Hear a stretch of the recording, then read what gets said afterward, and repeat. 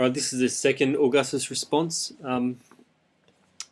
This was analyse opposition to the Augustan Principate. Again, it's obviously 25 marks. This one was done a little bit better than the other one. However, people still did not know these dot points, didn't know anything to put in these dot points. A lot of people didn't know enough about it. So what does analyse ask you to do?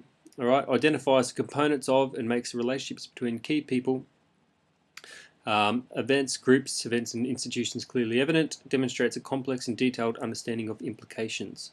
Presents a sustained, logical and well-structured response drawing on a clear identification of relevant features, supports response with detailed and accurate information from specific relevant sources, and uses a range of appropriate historical terms and concepts. Alright, so if we go to the booklet, there is a whole dot point on Augustus. Now, it might have been a little bit unfair that, that the people who set the paper had two specific questions rather than having an overarching question and a specific question, which is normally what they will do. But however, this is one that we should have done better in. All right. So when we look at this is your this is basically you've got 3 pages here, which is your answer to the question. Okay. So if you don't know this dot point, or you didn't do well, go back and learn this stuff. There's no two ways about it. You must know it. All right.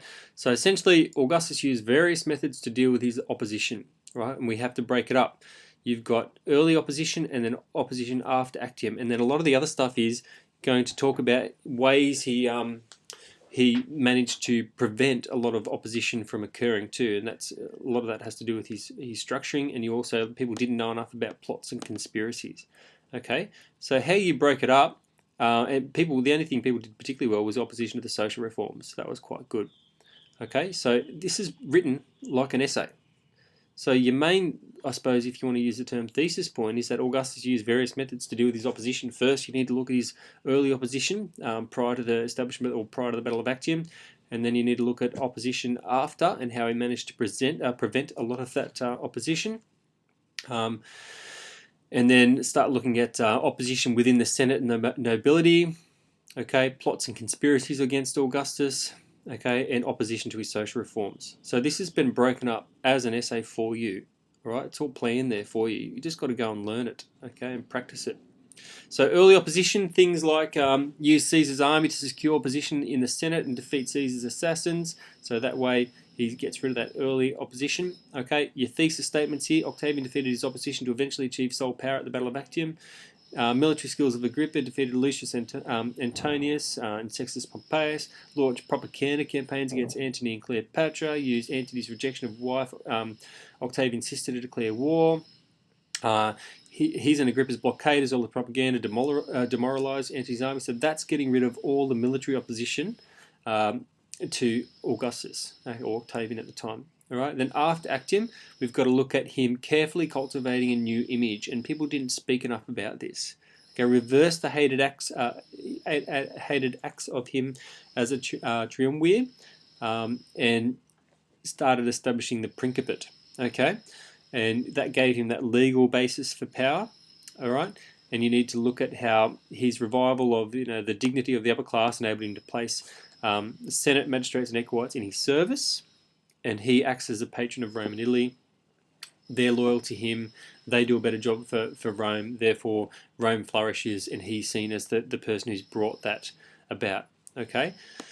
So he changes his image from being this ruthless young man who's searching for power, who's marched on Rome in a state of high treason, to someone who's there as the stabilizer of Rome, the guy who's the bringer of peace. Then you've got the second image. Benevolent, wise, Augustus, saviour of the citizens, Rome, the bringer of peace, religious leader, triumphant general, traditionalists. Okay, so you've got these examples like according to Yavetz.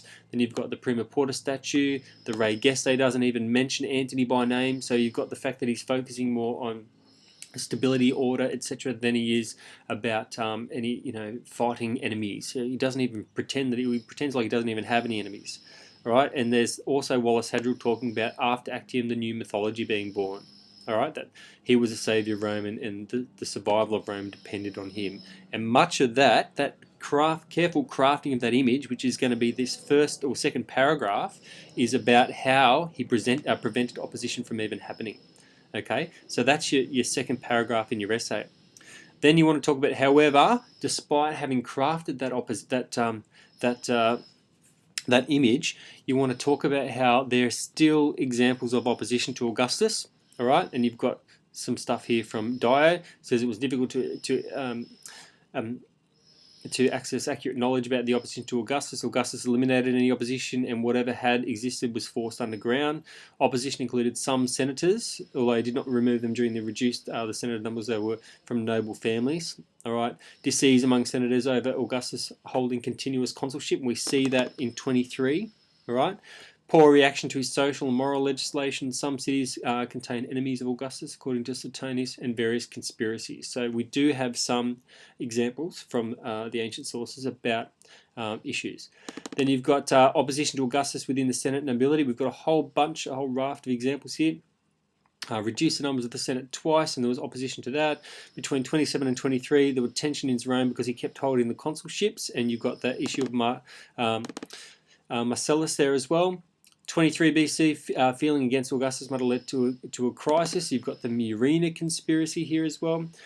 Serious illness in 23 BC may have been a result of extreme stress caused by demands placed upon him. He drew conclusions from this, giving up the consulship, so that's part of the establishment of the Principate. Even though some of the old Republican nobility owed their advancement to him, Augustus probably did not trust them as a class. They knew that he could not exclude them if he so wished.